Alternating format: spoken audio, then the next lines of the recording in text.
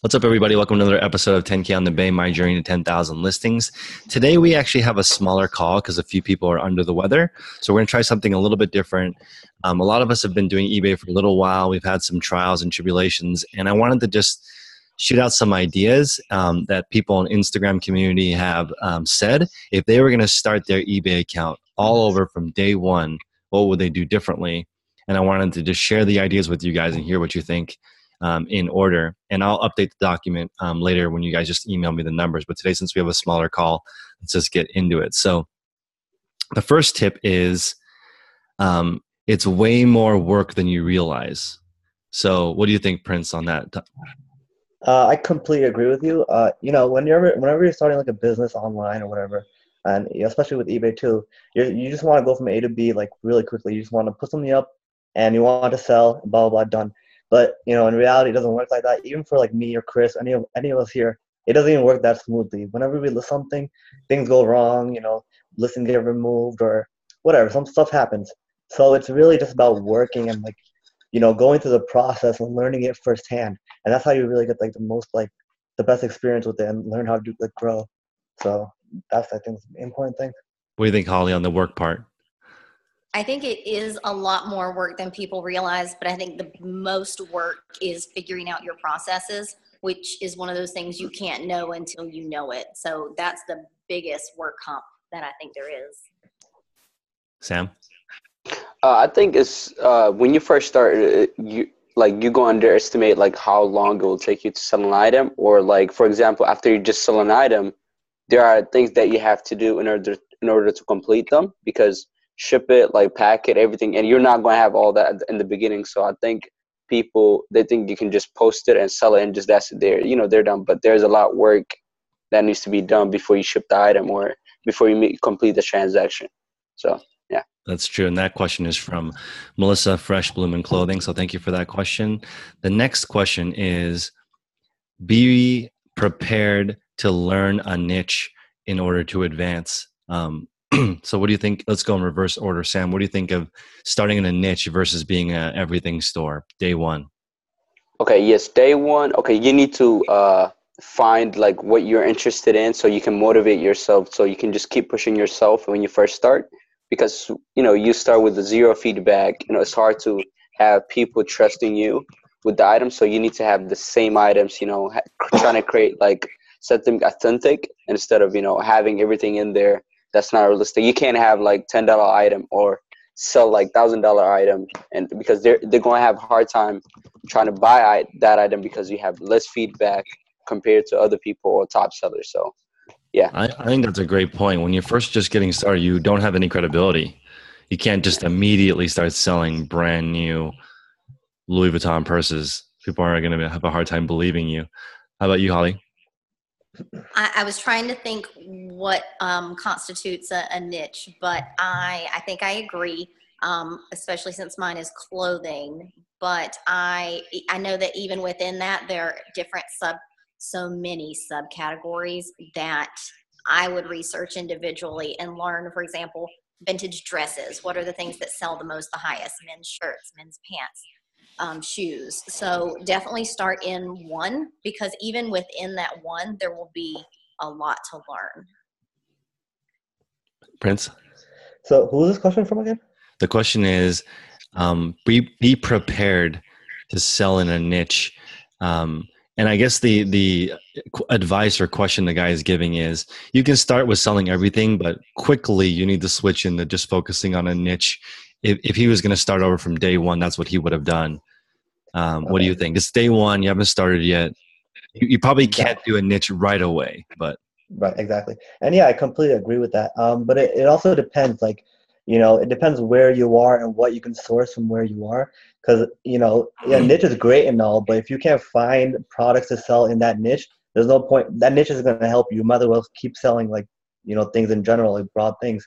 But yeah, niche, it's important, but you need to really make sure, if you're going to drop everything else, you got to make sure that niche you could actually source well and you could sell it well. So, you never want to jump the gun.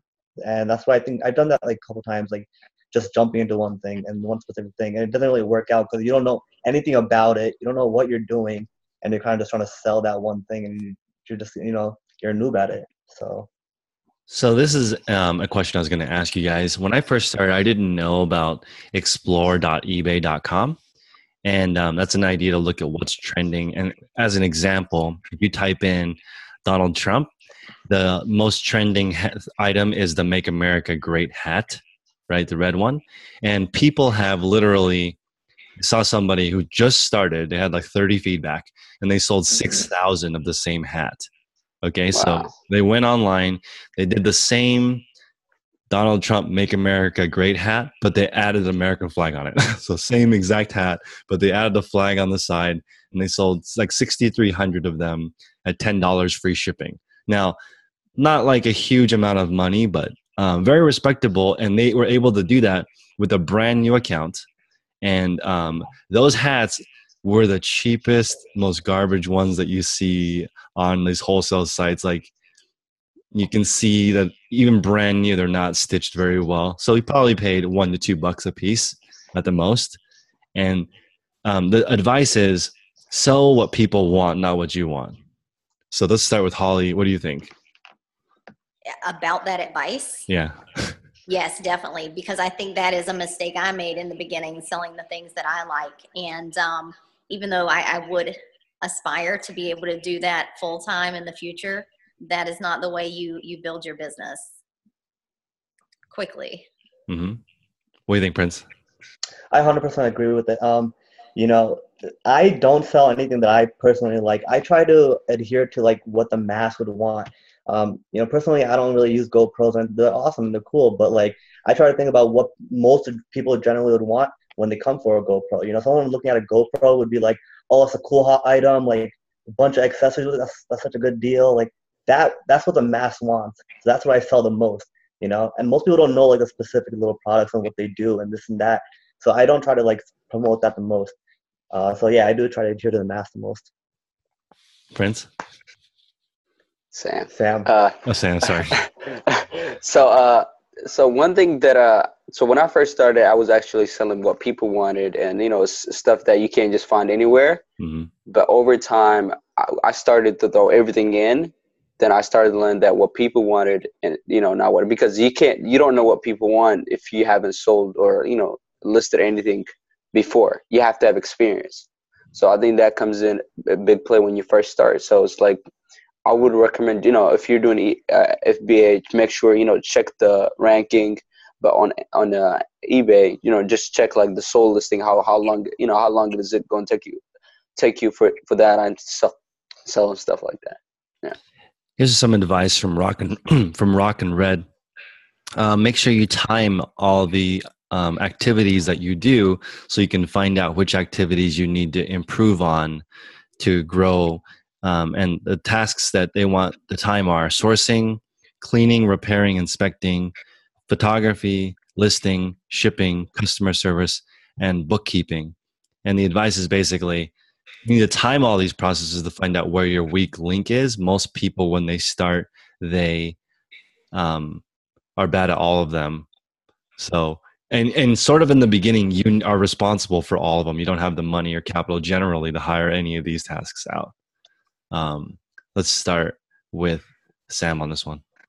All right. So when you first start selling, yes, you're not going to have any experience, but at the same time, okay, I'm blacked out. Can you repeat the question again one more time? Yeah. So there's the advice is to time every single process. Okay, I got you. Okay, so for example, myself, since I don't have the time, I don't pick up the stuff that I need to repair it.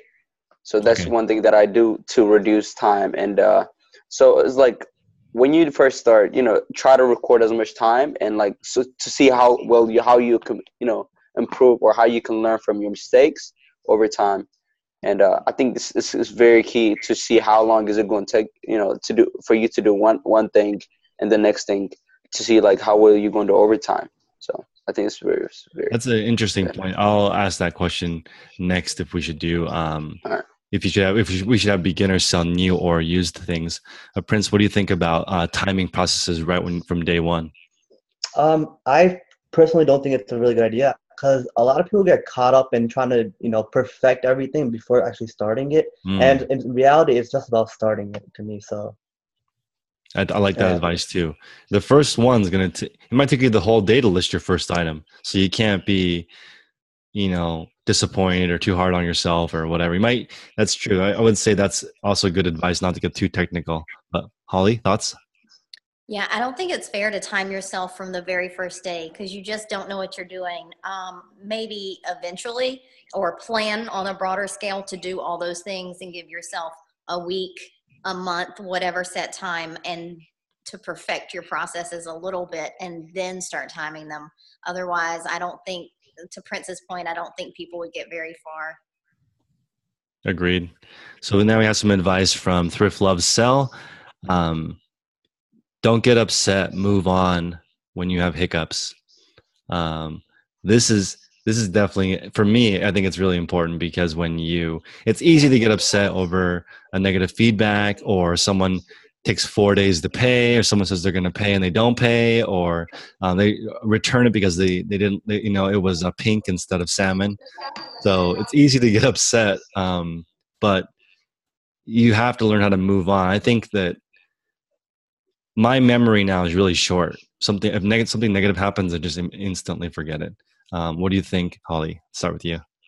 Yeah, actually, one of my pieces of advice to new sellers is it's not personal, it's business. It doesn't matter what someone says or does.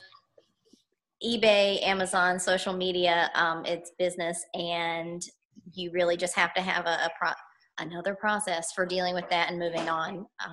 So yeah, it's no big deal. Prince? Yeah, so okay, I'm gonna talk here for like 2 minutes because I just Go have for it. long story. So I completely agree with that. Everyone faces with these hiccups in business and everything like that. And even me as an established seller on eBay, I've been selling for a couple of years now. I just got hit with like a big hiccup, which was none of my listings were showing up on the search results. And that happened right after I got banned or limited on eBay.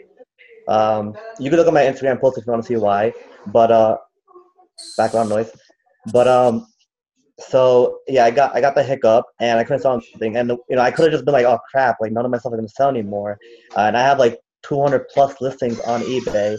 I didn't sell anything for the past 2 days on eBay, but instead of being down about that, I took that energy and I started to use it to do better things. I started doing more affiliate marketing. I started starting new listings. I started listing more things, and now it's starting to come back together again. And it's not where it was, but it is what it is, and that's just the cost of doing business to me. Things are supposed to happen. You should expect it kind of, and nothing is really personal. It's never going to be personal. It's just business versus the consumer. So that's all it is really. Sam, what happens when you hit a hiccup? Do you cry?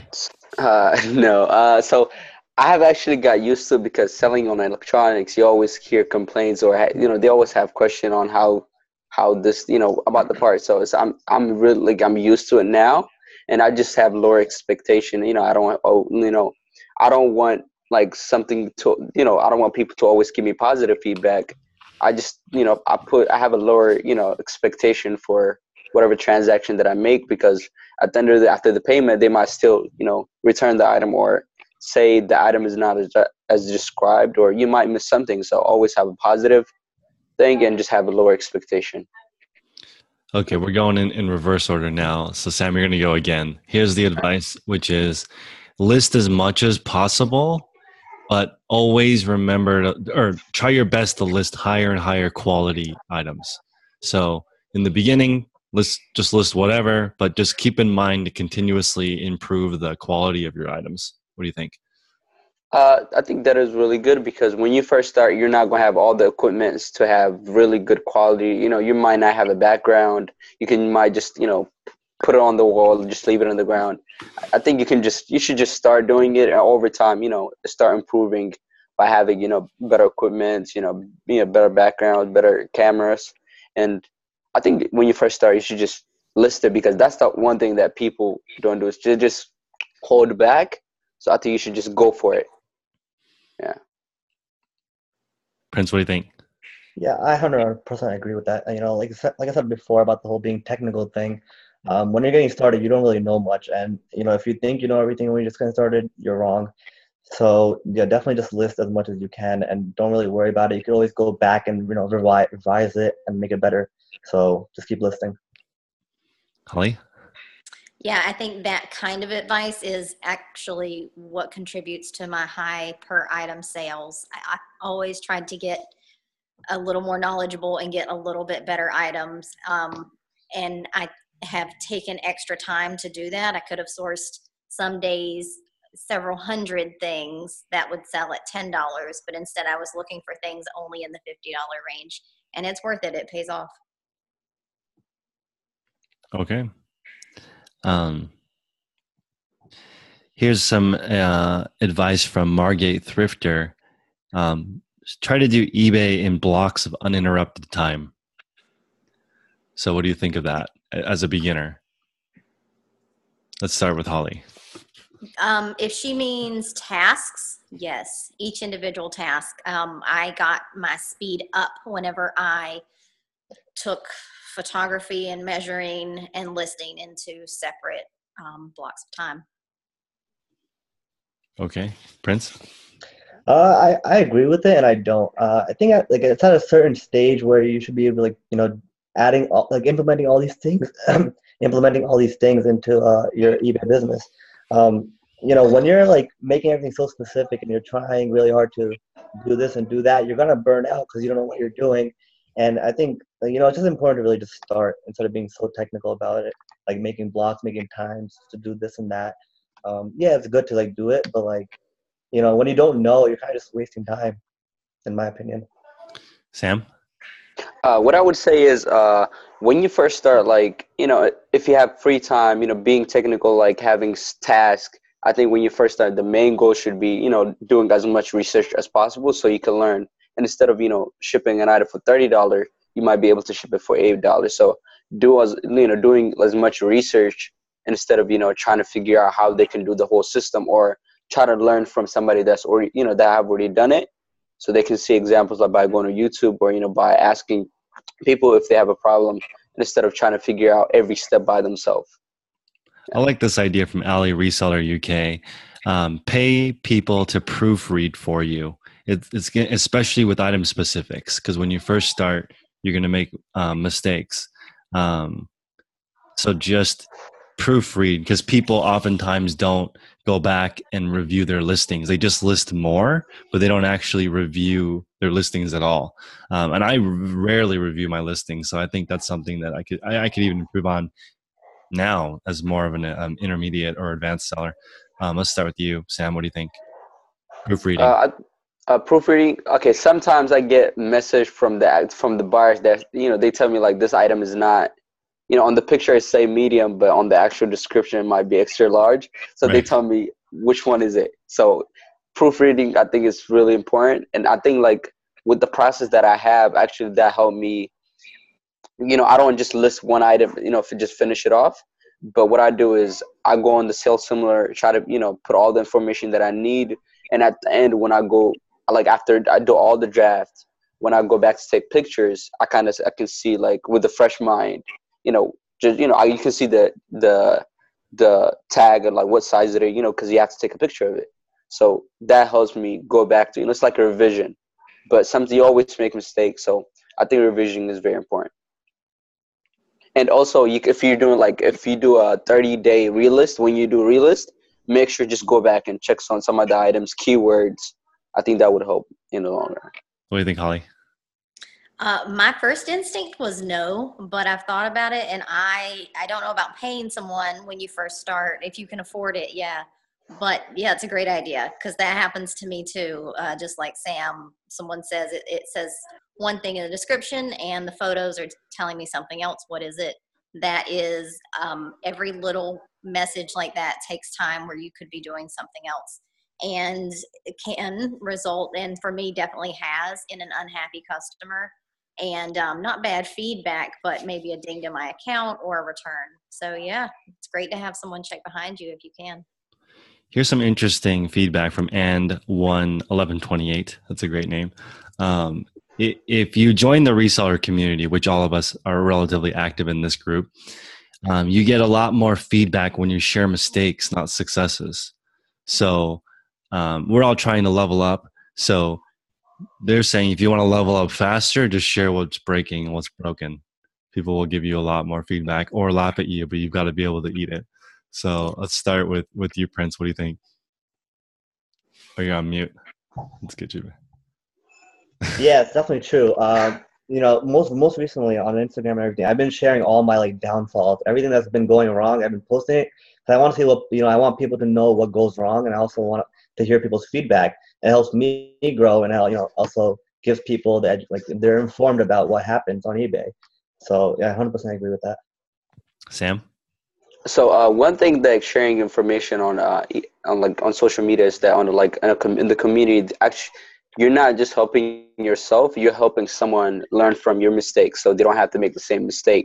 So you're helping one another, and whenever someone have a question, they just ask me like, this happened, what should I do? And I tell them my opinion or refer to someone that actually knows, better than me or that have more experience than me. So always sharing ideas or sharing, what you're dealing with, or if you're having a problem, there are people who are willing to help you, step up and help you like with all the necessary needs. So yeah. Holly? Yeah, share mistakes. Whenever I did it the first time, I was shocked at how many people said that happened to me too. And it made me regret all the times that I'd been embarrassed or sad about mistakes I made and said nothing. So definitely share your mistakes. There's always someone out there who has done it. And there are multiple people, and they'll commiserate and also help you brainstorm like solutions. So I think another thing that's relatively intimidating for people is shipping. And I think there's probably 4 or 5 messages or comments saying, make sure that when you sell your first item, go through the shipping editor tool and immediately figure out what it costs to ship a certain item to all different parts of the country, or I'm sorry, using every single type of box or service, and just get in there, familiarize yourself, and slowly figure it out. And also the use either calculated or flat rate shipping. Don't start with free shipping because you don't really know. But so there's not as many surprises. What do you guys think of the whole shipping? You guys can get a little bit more time with this because it's a little more complicated. Why don't we start with Holly? Definitely learn the shipping rates. Whenever I first started, I made a chart that I kept beside my computer and where I was listing, and it had like the cost in first class and the price breaks. I don't know about then, but I know now the first price increase for me is, or at least from where I'm shipping from, it should be everywhere, but is 8 ounces. And so whenever I'm, working with something, I know what eight ounces is now. I do that all the time. So I know that I can charge my lowest amount of shipping for that item. If something's mid-weight, a little more, and then the most first-class shipping. And yeah, also like order all of the shipping supplies, all of the basics, like padded flat rate envelope, legal flat rate, and medium flat rate, and just put them together and look at them and get a feel for what will fit into that.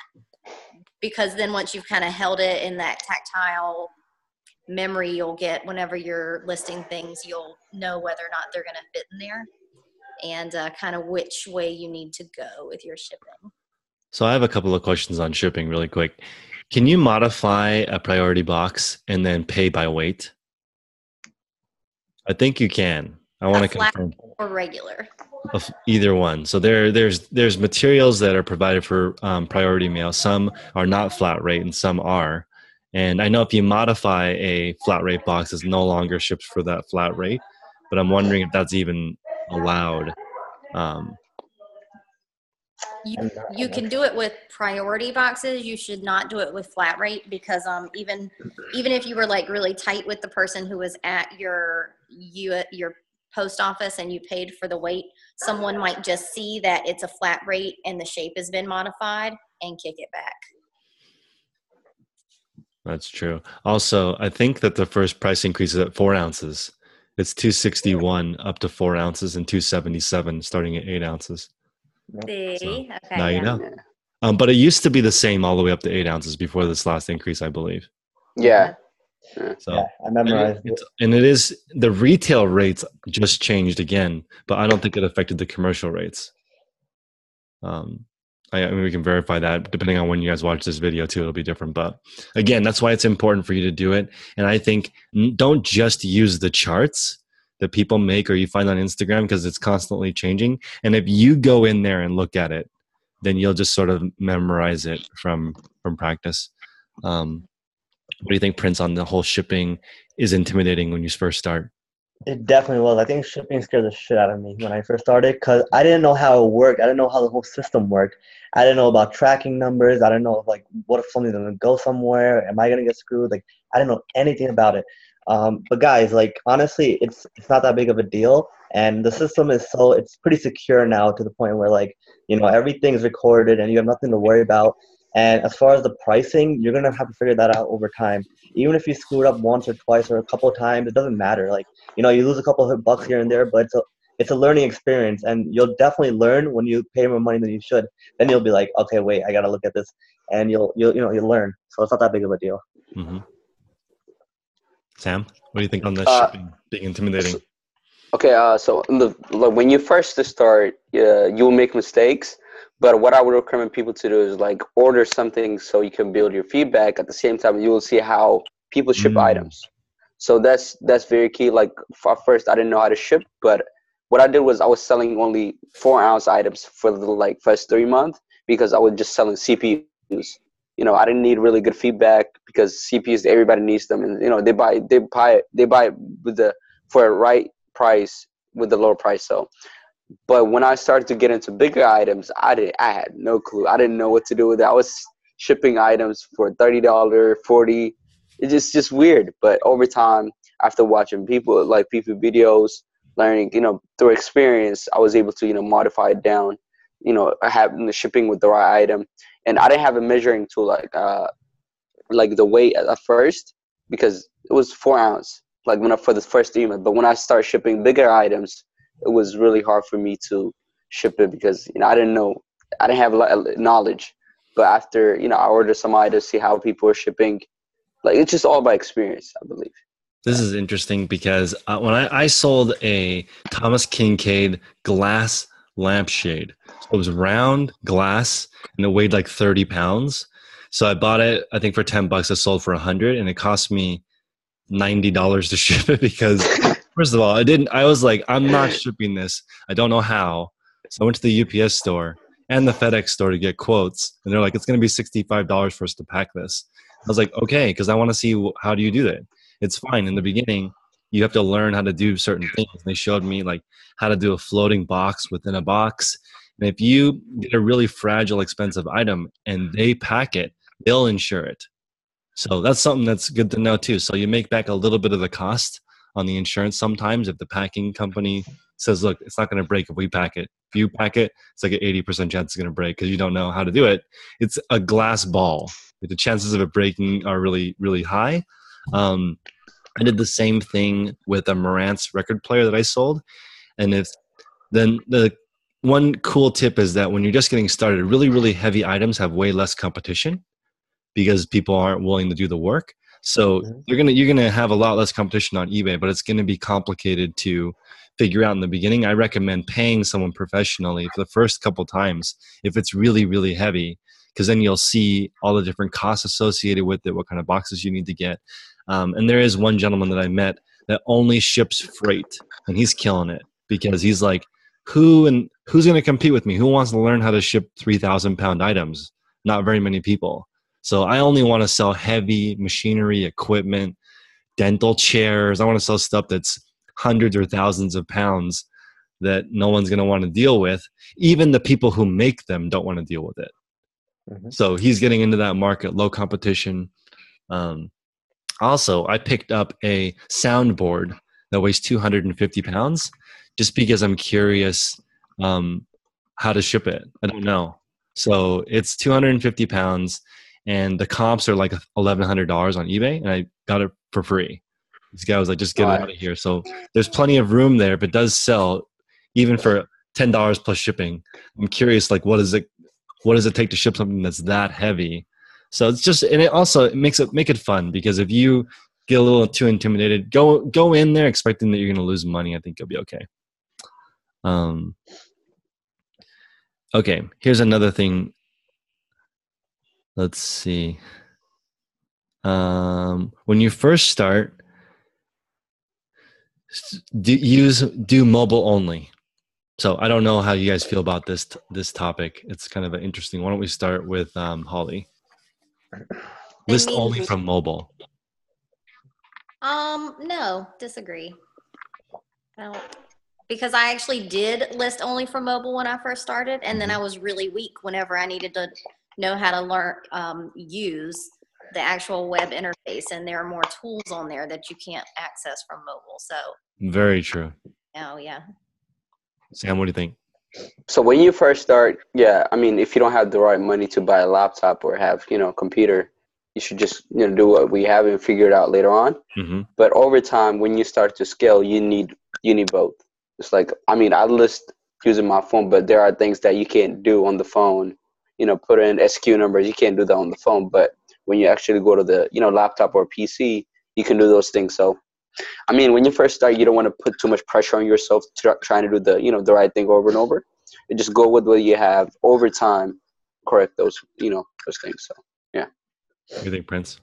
Yeah, I agree with Sam and Holly. If you do have a computer, though, you should definitely use a computer. There are limitations on your phone. I list from my phone, but I almost never, ever fully edit it. So I'll list the photos and everything. I'll list it up, but then I'll go back on my computer and put in all the specifics and the description and everything. Because it's just so tedious on the phone to do it, and you also can't access some of the features. So, That is true. Okay, I don't know how you guys feel about this. Be comfortable with working a lot by yourself. What do you guys think? As you're getting it going, it's not really a community type thing. Mm-hmm. Well, at least it wasn't for me when I was starting on eBay. Yeah. So I didn't even know the reseller community existed. Why don't you start, Prince? Yeah, so I joined the reseller community just recently, this whole show and everything. But before that, it was all solo, 100%. And it gets really lonely. But sometimes, I'm with my little brother sometimes, and we just talk about it. I kind of show him the ropes a little bit, and that's how I kind of pass my time and not get too burnt out. So I think it's really important that you have a surrounding or someone you could talk to about it. That really helps too. Sam, long interrupted times by yourself. What do you think? So when I first started, actually, so I bought. Okay, I think it's really good to have someone you can talk to, or But at first, I didn't know anyone. But actually, after I knew some people, I hear people complain and stuff like that, and that actually can play a role on yourself, because now over time, if you hear the same thing over and over, you're going to start doing the same thing. But it's better to have a community, but at the same time, once when you're figuring out stuff out, you want to be by yourself, learning all the because you're starting from A. You don't want to. It's like if you started today and you're talking to someone that's making 6-7 figure, you guys are now on the same level. So try to learn all the steps, all the things that you need to learn at first, because you're not the same level. I don't want to learn about shipping, and I can't have a conversation about shipping, because I want to be able to learn how I can scale this business, not learn the few steps. I mean, I can help people, but having a first being by yourself, figuring stuff out, I think that helps. But at the same time, if you run into big things, it's really good to have community as well. So, yeah. Holly, are you comfortable being in a room by yourself for long times? Yes. And I think that if someone is just getting started, they should be comfortable with that, but they should also know that it doesn't have to be that way all the time. There are lots of co-working spaces popping up all over the place. I looked into opening one in a house downtown. Actually, it was one of a business things that I explored. It didn't end up being right, but they're all over the place now. So, and I think that being by yourself for extended periods of time, you miss social interaction that really stimulates your creative juices. If you are a creative or business-minded person, just hearing other people's conversations, things spark. And long periods of time by yourself, you're not going to get that. And I think it dulls your, senses. Yeah. That's so funny. There's spaces in the Bay Area called hacker houses that you can go stay in. They're $30 a day. You're just basically in a house that's converted into a 12-bedroom, just bunk beds. You're just there to sleep and develop.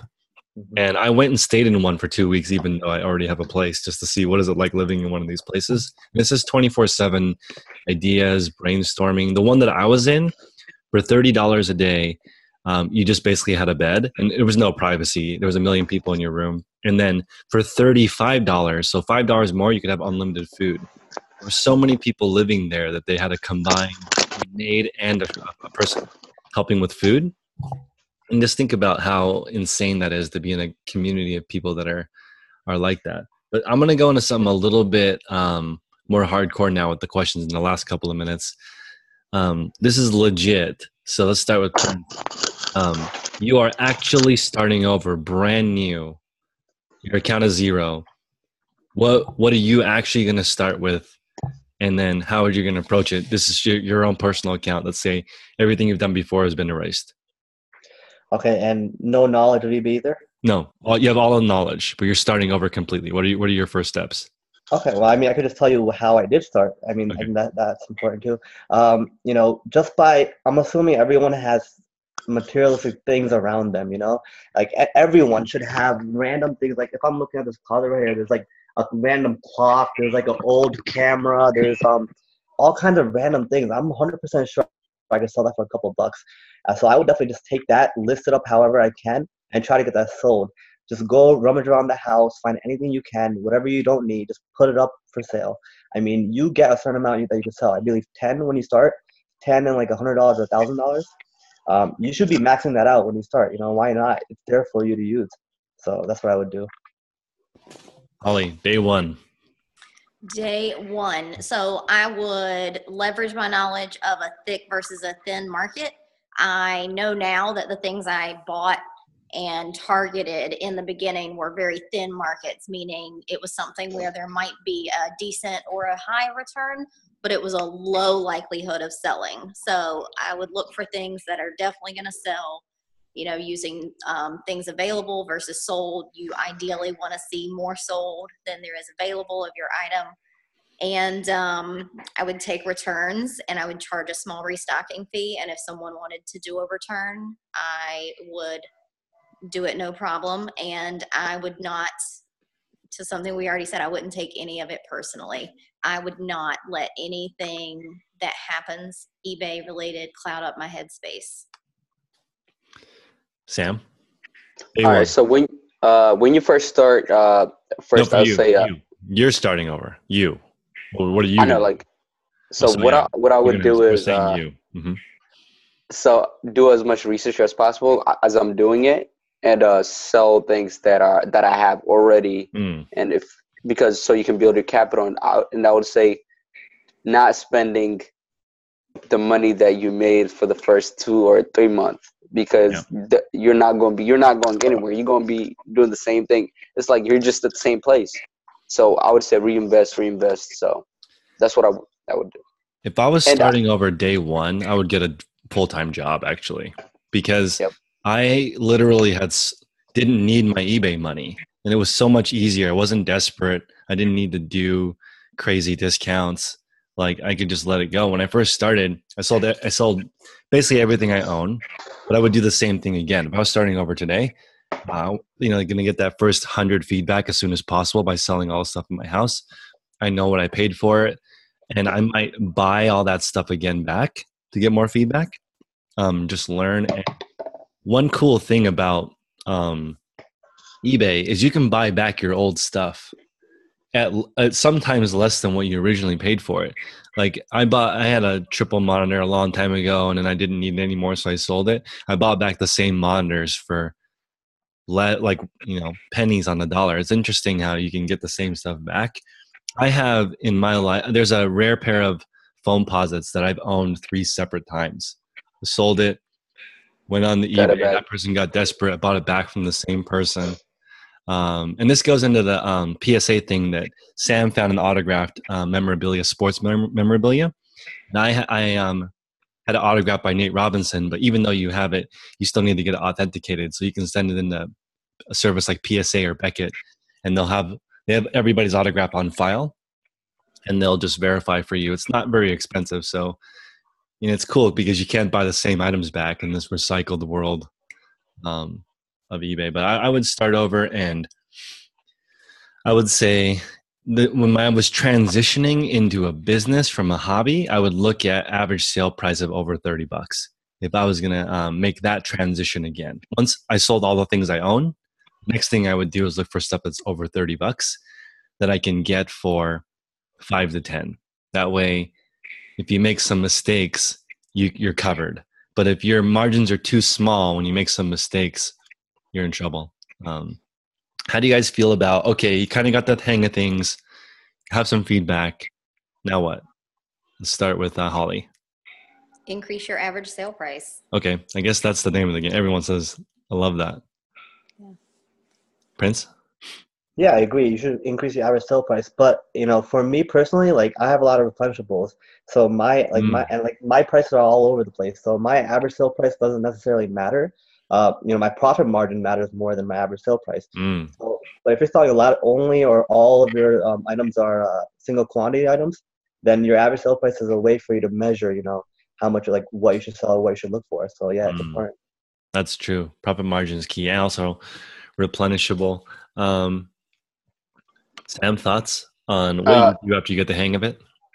After you get a hang of it, get a job if you don't have a job, so you don't have to be dependent on eBay. So you can bring more money in from the job and invest in it on eBay, so you can make more money.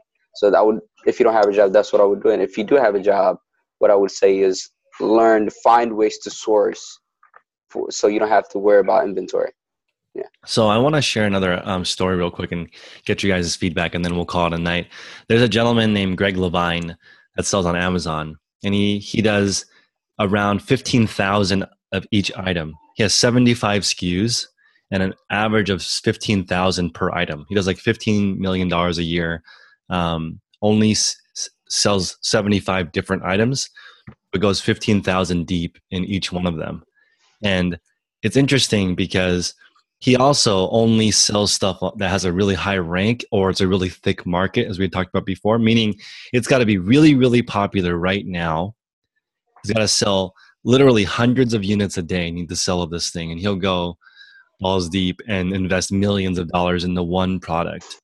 And I want to hear you guys' thoughts on this for one reason. He has 0 employees, 0 inventory. So what he's doing is direct from the manufacturer into FBA. He's not even touching the product, no employees. But the thing is, he considers this the most advanced form of arbitrage because he's cutting out all middle people. So going straight from made to final customer, FBA. And then, but he says that he started with selling stuff at his house. He graduated to getting a couple of replenishables. Then he graduated into only new arbitrage, because he's like, you can list new items a lot quicker, into wholesale, into private labeling. And now he doesn't do private labeling. He's only selling products that already have a track record. But like the progression of that over time has been his whole reselling career. So that being said, his reselling model has changed dozens of times to where he's at now. And so I want you guys just to maybe speak on this a little bit. Why don't we start with Sam? So actually, that's one thing that I'm working on right now. When you're buying used stuff, you actually, you're selling that item one time. You're not going to be able to replenish it. So hopefully, like in the future, when I want to focus on Amazon, have less SKUs, just doing wholesale with less margin. But if you're selling, 50 to 100 items, that will add up, because the margin might be low, but over time that it builds up, right? So if you have one item that sells 40 times a day, and if you have like 10 of the different SKUs, you're gonna make a lot of money doing that. So that's my goal in the future. But right now I need eBay to build my capital, so I can't just go in there and start finding buying in bulk and stuff like that. So I'm doing just a bit right now, but I want to be able to do that in the future. So I'm now building my capital to get to that level. So yeah. Prince? It's funny that you mentioned his story, because I feel like I'm on the same exact path that he's on and where he started and everything. Like right now I'm on that replenishable stage where I'm trying to figure out as many replenishables I could list. I'm trying to do that. And I'm trying to delve into like private labeling and dabbing in that a little bit. And then I'm trying to see more wholesale by selling to, all these like GoPro repair places and everything like that. So I sold like $8,000 worth of bulk wholesale parts to them like this month. So that was really cool. I mean last month, but so that was really cool, and I'm really liking the idea of that. So I'm trying to dive into more wholesale too. And it kind of is like graduating into a different thing. Mhm. But then again, it can also, every single model works at some different level. Holly, what do you think of a progressive thought? So you need to progress. I think you should be afraid if you've been doing the same thing for years and years. That's a sign that, maybe you're not going to progress from the level you're at. I know Eddie. I met Eddie in Vegas, and his Oh, it's model. Eddie. You're right. It's not Greg. Eddie Levine. You're right. It's Eddie? Yeah, it's Eddie. Yeah, so I met him in Vegas. I didn't even catch that. And I actually think it's really scary, but I found his progression story really fascinating. Mm-hmm. And he has found a way, especially with the 0 employees. I felt really overwhelmed with trying to imagine how that would be. But I haven't mentioned this. I placed my first wholesale order while I was in Vegas. I got billed for it this week. It's on the way. And I mean, everything you try is an opportunity to, expand your business and knowledge. And it's fascinating that he got to that level, starting with just selling a few things around his neighborhood on eBay. Yep. And the last thought that I'm going to bring up, which I think we've touched on, the majority of the people in my mastermind group or my Facebook group that make 6 figures net, I would say 80% of the people who net 6 figures still have a full-time job. That's how powerful it is not having to take money out. So if you can somehow be as frugal as possible and let that money build into itself, it's just incredible how fast and by fast, I mean 3 to 7 years, you can get to a 6-figure net income. And I think that's another point that I want people to know. Like, it takes longer than you think, but still not that long. Like, potentially less long than getting a college degree. Mm-hmm. So, yes. Very interesting. So you guys have any, or why don't we tell people where they can find you? Let's start with Holly. Where can people find you? You can find me on Instagram at ThriftLoveG. Prince? Oh, you can find me on Instagram at PrincePBiz. YouTube, same thing. I might be posting a video soon. Stay tuned. Sounds good. Sam? OSS Empire on eBay, on Instagram, and YouTube as well. I'm going to be posting my first video soon, so be on the lookout. Sounds good. All right, guys. Have a good night. All right, peace.